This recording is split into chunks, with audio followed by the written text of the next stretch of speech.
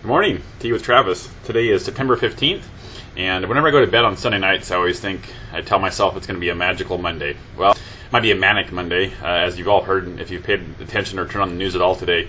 Some major shakeup in the financial sectors this weekend. The German finance director contacted our Secretary Paulson, our Secretary of Treasury, on Friday afternoon and basically begged for the government to step in and bail out Lehman Brothers because of the national world impact that it would have on the global economy, like they did with Bear Stearns back in March.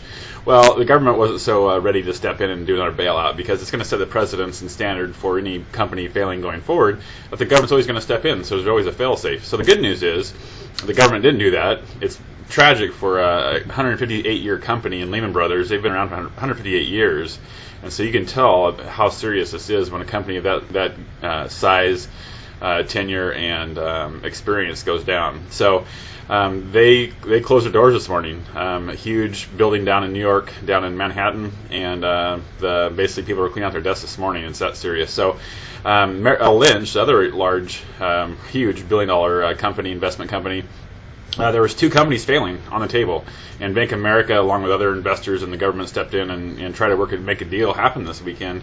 And Bank of America had two to choose from, Lehman Brothers and Merrill Lynch, and for whatever reason the books looked a little better on Merrill Lynch, and they bought Merrill Lynch. So now the question is Bank of America going to be able to sustain the losses of Merrill Lynch and Countrywide? Because they purchased Countrywide here back in spring also. So I really question Bank of America's ability to handle these two big losers, because we haven't seen the worst yet. So very interesting times. What has happened, though, money's completely, the Dow's down, I think, 400 points something, and money's fleeing to safety, as I've mentioned in the past. Money goes into bonds. Now corporate bonds aren't even that attractive, because now when they're corporate bonds, and they're places like JP Morgan and Merrill Lynch and Lehman Brothers, well, corporate bonds don't look very satisfying or very stable anymore. So money's going into safe things like treasuries and mortgage-backed securities, because now people know there's a $200 billion credit line that the government is backing Fannie Mae and Freddie Mac. So now it's the choice of what's for good returns for investors right now are treasury bonds as well as mortgage-backed securities. So wonderful news for mortgage people acquiring a mortgage right now, buying a home. Prices down, rates are super low in over 4 years. As of this morning, if we're up 75 basis points this morning, meaning 0.75% in fee to your mortgage rate, or not your mortgage rate, I'm sorry, to the price of getting that loan. So, on a $400,000 deal, that's $3,000 that you saved just from Friday to today. So best rates we've seen in a long time.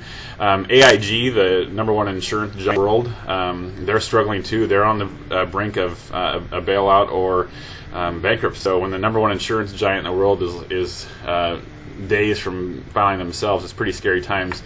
The oil, there's all these compensating factors. Oil's down to $95 a barrel. Even after the Gulf War, we're having some price spikes now because of production being shut down in the Gulf. But overall, the gas prices are down at $95 a barrel, which is down from nearly $150 back in July, which is amazing. That's great news for us.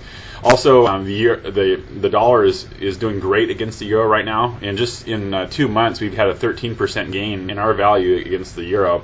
So when things like this happen in our economy, it's a global impact, because we live in a global economy now, and you're going to see this have a huge impact on places like Germany and these other large investors, even China, when they have so much of our corporate bonds and things. So interesting times. Other than that, just to give you an idea, the bailout of the savings and loan industry back in 1986 about in the news, in inflation-rated dollars, it basically was $280 billion by the government, and the bailout of recently Fannie Mae and Freddie Mac is probably $200 billion. So in comparison, we're still not quite as bad as the savings and loans in 1986. And then also, that's just basically where we're at today. There's no real financial pressure showing that rates can get worse. So we're really in a great time right now to lock in a rate, to go forward in confidence in purchasing a home. The economy's staggering. You're going to have a good home value and an awesome interest rate. So that's the update and recap. Look forward to serving you. Have a great week and be blessed.